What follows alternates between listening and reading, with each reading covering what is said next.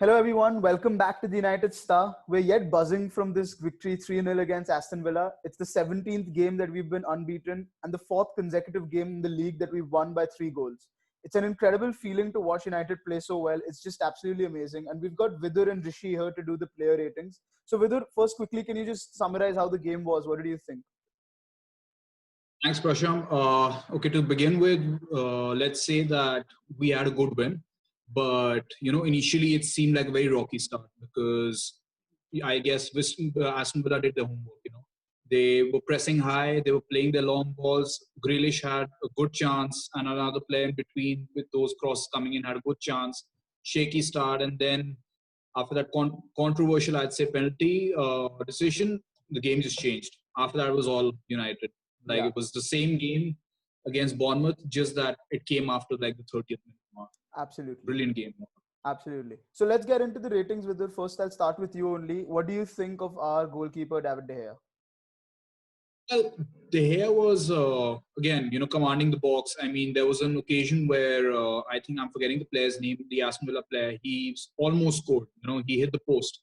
I mean, we were close, but De Gea was doing his things. I mean, keeping the basics, not such a busy day. So he was good, and he was commanding the box. He didn't make any mistakes. So I'd give him a solid 8.5.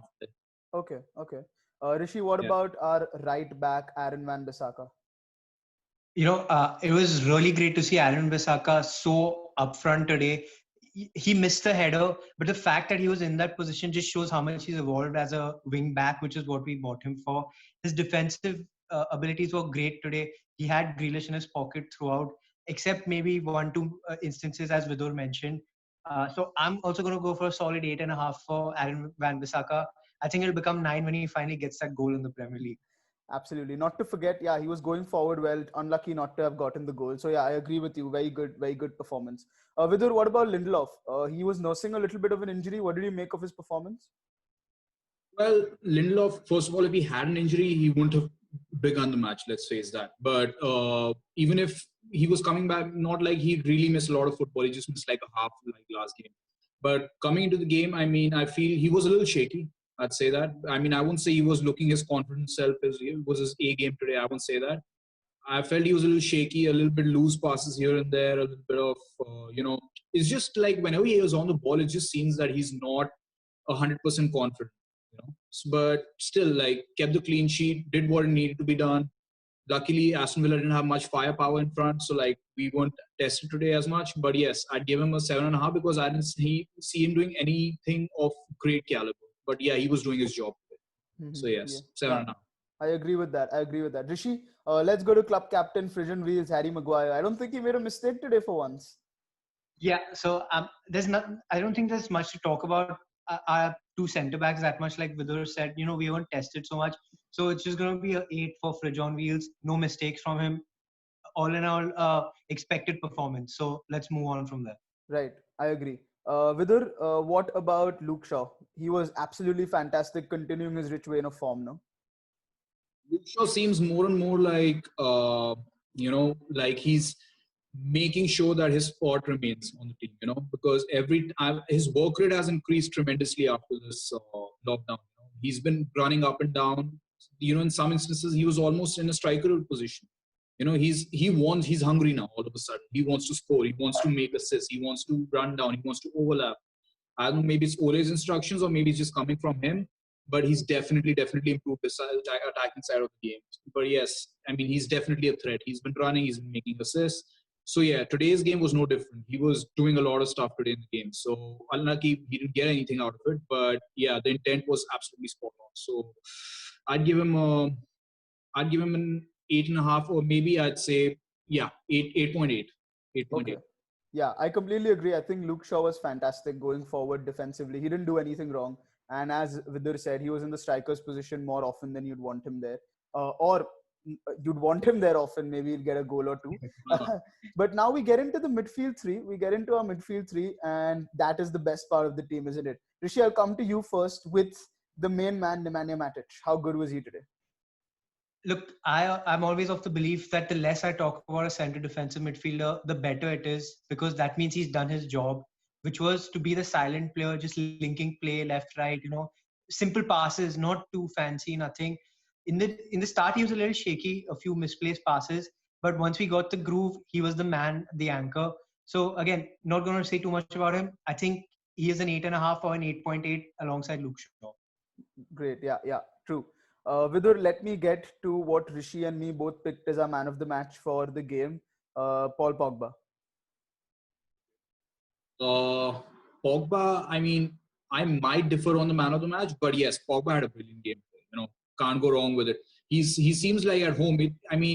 Although he made a few mistakes, the initial mistake which led to almost a goal for Villa. And let's face it, if Villa scored a goal, they were just going to park the bus and going to play 90 minutes out from there on. But luckily that didn't happen. But anyways, that being said, he was playing. It's almost like Pogba was playing FIFA. He's like he just pings the ball right. Like those long balls are like deadly accurate. It's like as I said, he's playing FIFA. It's not. It's surreal the kind of balls he puts in, the vision he has. I mean, you can tell the difference when he was not in that position and Fred was. Fred could not see that vision that Pogba had. That we can from television see that maybe Rashford on the left wing's free. Yeah. Pogba saw that. Fred couldn't. That's why Fred was playing more normal, which any normal player would play. But Pogba putting in the balls, that goal he scored today, brilliant. I mean, that curler bottom right of the goal, brilliant stuff. But yes, I'd give him a 9 today, definitely. Absolutely. But I feel there's better players on the pitch. Absolutely. I think Paul Pogba is playing FIFA where he's legendary and everyone else is amateur. Rishi, what about the man who can't stop stacking up assists and goals, Bruno Fernandes? Bruno Fernandes has been the turnaround that United so desperately needed. He's unlocked a potential that we never knew we had in players like Greenwood, Martial, and Rashford. And it's one player, just simple movement. What I love about him so much is he'll make one move, he won't receive the ball, but he won't stop in that position. He'll come back to receive the ball, or he'll go wide again. And that's what's helping players like Greenwood stack the goals, helping Martial and Rashford compete for who's going to get the golden boot in United at least. So for me, Bruno is a hard 10. He did have some misplaced passes in the first half. I think we were counting also. I think we counted 6, 7. But that being said, that's his role. He has to try. So he gets a 10 from me. Yeah, the day he doesn't try those passes, I'd be worried. If he wants to, the way he plays, he's got to try. He has to, let me just use a Spurs line here, to dare is to do. Anyway, let's not ever mention Spurs again. Vidur, I want to Rishi Prasham. I mean, if I'd love to be at, I mean, I felt that he brought this attitude that I'd rather die trying than not try at all. And that's exactly the kind of player we needed right now. And, he's brought that winning mentality back in the team.